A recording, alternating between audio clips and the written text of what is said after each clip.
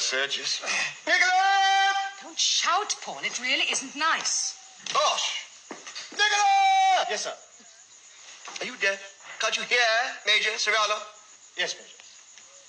You must talk to him, my dear, until Raina takes him off our hands. He bores my life out about not promoting him. Over my head, if you please. He'll have to get a promotion when he marries Raiina. Besides, the country should insist upon having at least one native general. Yes? So they can throw away whole brigades instead of regiments. It's no use, my dear. He hasn't the slightest chance of promotion until we're quite sure that the peace will be a lasting one. Major Sergius Serrano. Whoa there, my old warrior. Ah! Here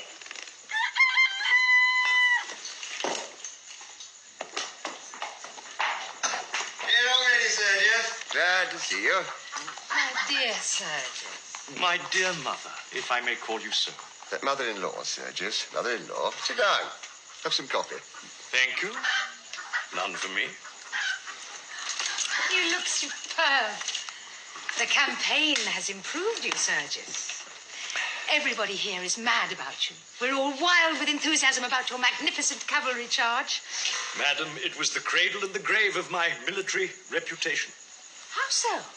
I won the battle the wrong way while our worthy Russian generals were losing it the right way. In short, I upset their plans and wounded their self-esteem. 2 Cossack colonels had their regiments routed on the most correct principles of scientific warfare. 2 major generals got killed, strictly according to military etiquette. The 2 colonels are now major generals. And I am still a simple major. You shall not remain so, Sergius. The women are on your side, and we shall see that justice is done you. It is too late. I have only waited for the peace to send in my resignation. Your resignation? You must withdraw it. I never withdraw. Who would suppose you would do such a thing? Everyone that knew me, but enough of myself and my affairs. How is Raiina? And where is Raiina? Raina is here.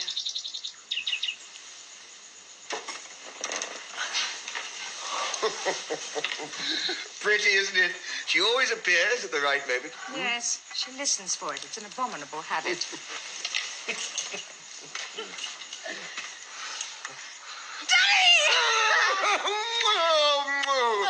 Oh, my little pet. Oh. And so, Sergius, you are no longer a soldier. I am no longer a soldier. Soldiering, my dear madam, is the coward's art of attacking mercilessly when you are strong and keeping out of harm's way when you are weak. That is the whole secret of successful fighting. Get your enemy at a disadvantage and never on any account fight him on equal terms. But they wouldn't let us stand up and make a fair fight of it. But I suppose soldiering is a trade, like any other trade. Precisely. But I have no ambition to shine as a tradesman.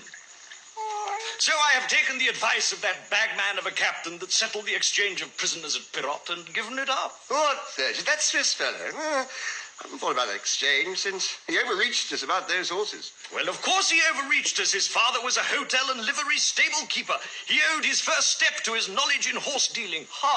He was a soldier. Every inch a soldier. Hey, if only I'd bought those horses for my regiment. Instead of foolishly leading it into danger, I should have been a field marshal now. Swiss? What was he doing in the Serbian army? Well, volunteer, of course, keen on picking up his profession. We wouldn't have been able to begin fighting if these foreigners hadn't shown us how to do it. We knew nothing about it, neither did the Serbs. Are many Swiss officers in the Serbian army? No, all Austrians, such as all our officers, were Russians. The only Swiss I came across. I never trust a Swiss again. He humbugged us into giving him 50 able-bodied men for 200 worn-out charges. They weren't even eatable.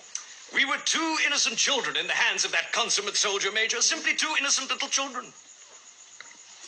What was he like? Raina, what a silly question.